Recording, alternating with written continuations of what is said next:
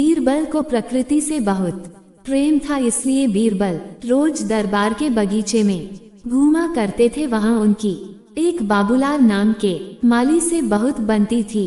वह बहुत ईमानदार था। एक दिन बीरबल बगीचे में घूम रहे थे, तभी बाबूलाल के रोने की आवाज आती है। बीरबल उससे पूछते हैं, क्या हुआ बाबूलाल, तुम क्यों रो रहे हो? बाबूलाल रोते हुए कहता है, हुजूर मैं 15 सालों से अपने बुढ़ापे के लिए कुछ पैसे इकट्ठे कर रहा था। इन पैसे को मैं एक मटके में भरकर इस पेड़ के नीचे गाड़ देता था, लेकिन अब मेरा मटका मिल नहीं रहा है। अब मैं क्या करूँगा? बीरबल कहते हैं, तुमने अपना मटका यहाँ क्यों गाड़ दिया?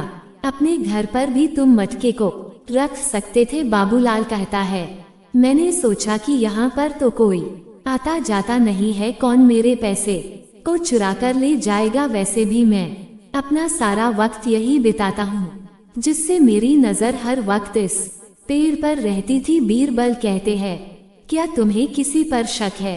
बाबूलाल कहता है, नहीं हुजूर। बीरबल कहते हैं, क्या तुमने कभी किसी को इस बारे में बताया है, या फिर किसी ने तुम्हें पैसे रखते हुए देखा हो? नहीं हुजूर, मैंने किसी को नहीं बताया। बीरबल कहते हैं, बाबूलाल तुम चिंता मत करो, सब ठीक हो जाएगा, अब तुम घर जाओ। बीरबल सोचते हैं, उस बगीचे में सिर्फ मंत्रियों का आना जाना है और किसी को इस बारे में मालूम भी नहीं है, तो वह इस पेड़ को क्यों खोदेगा? और वो भी कटहल के पेड़ को। कोई वैद्य या हकीम इस पेड़ को दवाई के लिए खोद सकता है। अगले दिन बीरबल अकबर से कहते हैं, जहाँ पनाह, क्या मैं मंत्रियों से कुछ सवाल पूछ सकता हूँ? हाँ, क्यों नहीं? बीरबल पूछते हैं, क्या आप में से कुछ दिन पहले कोई बीमार था जिसने कोई दवाई ली हो? तब एक मंत्री कहते हैं, हाँ, मेरे गले में कुछ दिनों से दर्द था, मैंने काढ़ा पिया था। बीरबल कहते हैं,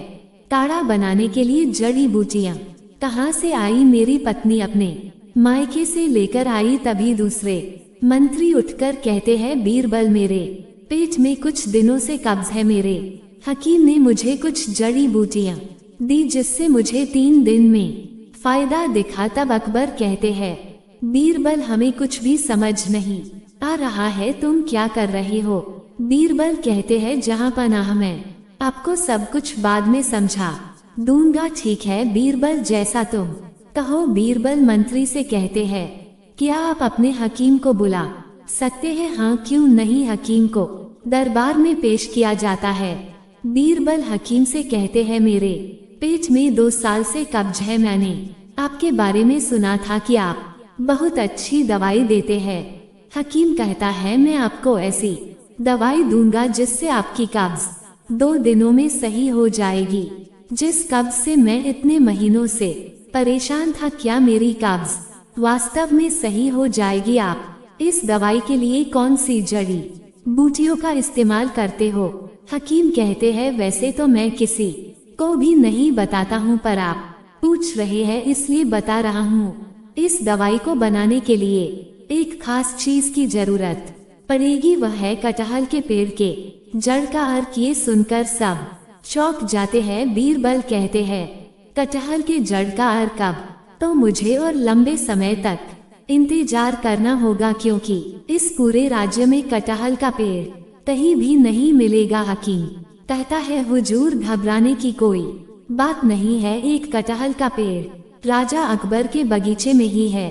बीरबल कहते हैं, हकीम मैं आपको सच बोलने का एक मौका देता हूँ। बाबूलाल के पैसे वापस करने का। बाबूलाल ने उस पेड़ के नीचे अपने पैसे गाड़ दिए थे और वो उस बगीचे का माली है। ये सुनकर हकीम डर जाता है और कहता है, हुजूर मुझे माफ कर दीजिए, मुझे उस पेड़ के नीचे एक मटका मिला था जो पैसों से भरा हुआ था। मैंने सोचा कि यह मटका काफी पुराना है और जिसने उसे गाड़ा था शायद वह भूल गया है, इसलिए मैंने उसे ले लिया।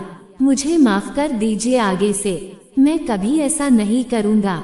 बीरबल कहते हैं, जहाँ पनाह, इन्हें माफ कर दीजिए, क्योंकि इन्होंने सच बोला। तुम कहते हो तो हम इन्हें माफ कर देते हैं। बीरबल बाबूलाल से पूछते हैं, मटके में कितने पैसे थे हुजूर? उसमें 70 सोने की अशर्फियाँ थी।